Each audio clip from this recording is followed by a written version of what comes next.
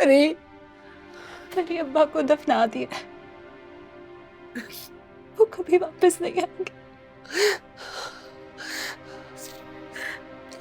कुछ तो बोलो बेटा, अल्लाह के वास्ते कुछ तो बोलो। अम्बर बस करते हैं, इससे तो और मसाइल बढ़ जाएंगे। क्या मसला खड़ा हो जाएगा अम्मा? और क्या खराब हो सकता है? परी परी अम्मा को मिट्टी में दफना दिया है। वो कभी वापस नहीं आएंगे परी। तुमने उनके लिए एक आंसू नहीं बहाया। तुम कैसी बेटी हो? तुमने उन्हें अलविदा भी नहीं किया परी। कुछ तो बोलो।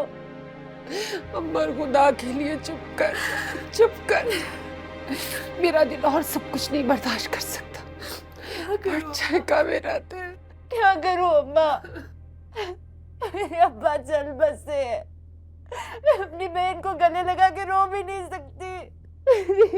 अब्बा कभी नहीं आएगी। वो कभी नहीं। बस हौसला करो, be strong, you have to be strong. हाँ, आंटी के लिए, फरी के लिए। फरी की बहुत टेंशन हो रही है लीजा। कल से ऐसा लग रहा है कि अब्बा के साथ साथ उसकी रूह भी चली गई है। अब्बा तो चले गए हैं, पर मुझे मेरी बहन वापस चाहिए। मुझसे बात करो। ठीक है, शायद वो तुम्हारी बात सुनेगी। प्लीज। ठीक है, मैं भी उससे बात करके आती हूँ। हाँ,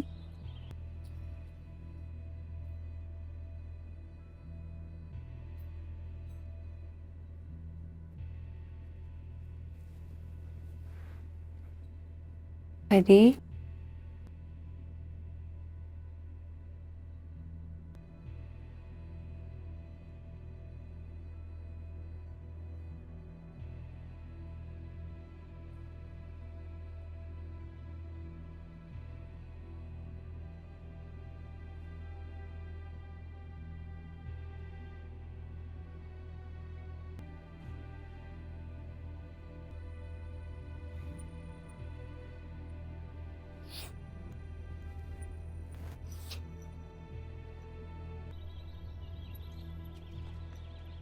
समथिंग इज रॉन्ग जुनेद। क्या हुआ? फरी ना रो रही है ना कुछ बोल रही है। गुजर चुका हूँ इस सब से मैं। सदमा भी ना बड़ी अजीब चीज होती है। कभी किसी का गुस्सा या आंसू बन के निकल आती है, कभी किसी का दुख उसके अंदर ही रह जाता है। और अगर दुख अंदर रह जाए ना, वो बहुत खौफनाक होता है। बाहर से कोई आवाज अंदर नहीं आती, इंसान बिल्कुल गुम हो जाता है। It's kind of scary. मुझे बहुत फिक्र हो रही है उसकी। पता नहीं कितना वक्त लगेगा उसको ठीक होने में।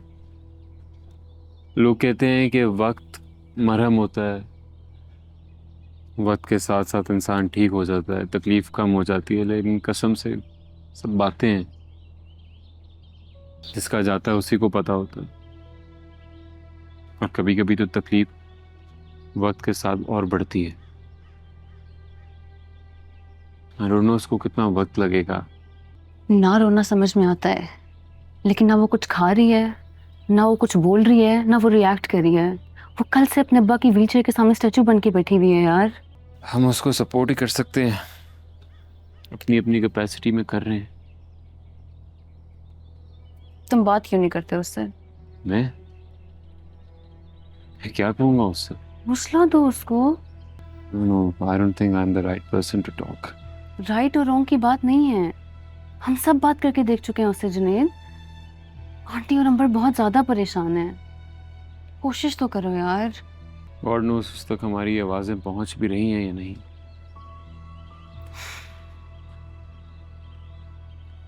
एनीवे, मैं बात करके देखता हूँ।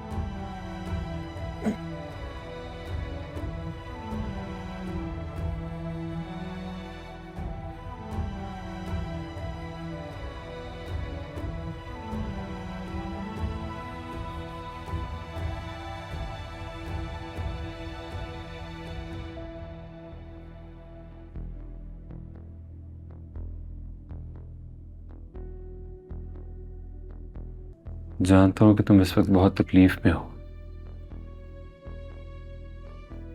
कुछ भी कह लूं, ये तकलीफ मिट नहीं सकती, ना ही शायद कम हो सकती है। पर ये एक गम का पहाड़ है यार, तुम उसके नीचे खड़ी हो। ये भी जानता हूं कि इसको अबूल करना इतना आसान नहीं होगा, लेकिन आज तक तुमने कौन सा आसान काम किया है? जो सोचती हो, इरादा करती हो, उसे पूरा करती हो। बिल्कुल उसी तरह तुम्हें इस मुश्किल पहाड़ को भी अबूल करना है। पर ये बुज़दिली ये नहीं है कि अपने गम, अपनी तकलीफों का इजहार न किया जाए। रोना चाहती हो तो रो लो, चीखना चाहती हो तो चिल्ला लो, लेकिन कुछ तो कहो। मुझे देखो, हमेशा से अपने अंदर के खौफ को अपने अंदर दबा के रखा, और अभी भी वही कर रहा हूं। जानता हूं कि इसका सिर्फ नुकसान है, कोई फायदा नहीं है, लेकिन बेबस हूं, क्या करूं। तुम्हारे सामने हूं, इसने मुझे वहां ला के खड़ा कर दिया जहां मैं अपने पैरों पे भी नहीं खड़ा हो सकता।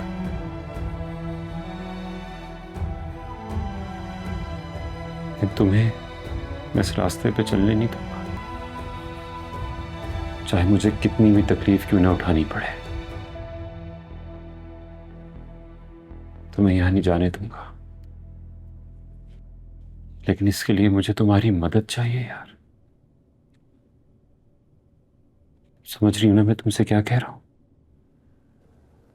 वही मैं तुमसे बात कर रहा हूं यार, कुछ तो कहो।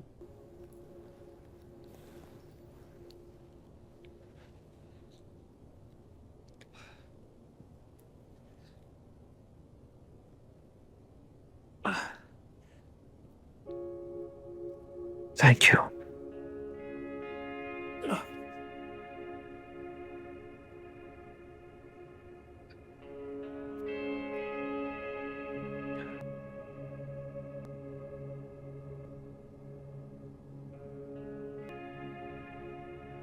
तुम्हें याद है जब हम स्कूल में होते थे और तुमने क्रिकेट खेलते हुए प्रिंसिपल की गाड़ी का शीशा तोड़ दिया था? कैसे भूल सकते हैं वो? याद है ना तुम्हें? खड़ूस मिस रिफत, उन्होंने अब्बा को फोन कर दिया था फौरन शिकायत लगाने के लिए, और अब्बा बेचारे दफ्तर का काम छोड़ के आ गए। फिर जो शिकायतों की लिस्ट उनके सामने रखी हमारी, अब्बा ना परेशान होने के इशारे कर रहे थे, आंख भी मार रहे थे हमें। एक दफा तो आंख मारते मारते मैम रिफत ने पकड़ लिया, उनको लगा उनको आंख मारी।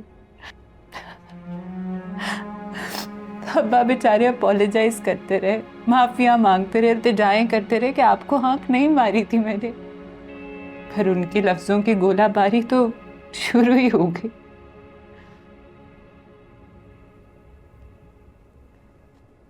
जब वो थोड़ा सा काम डाउन हुई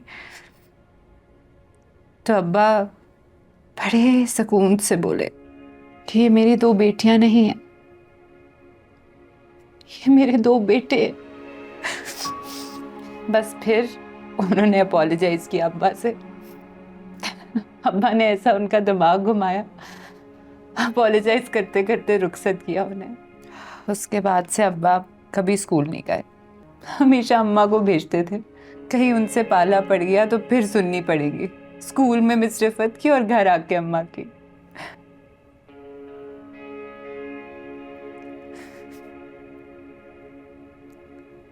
अब्बा हमेशा सेव करते थे हमें।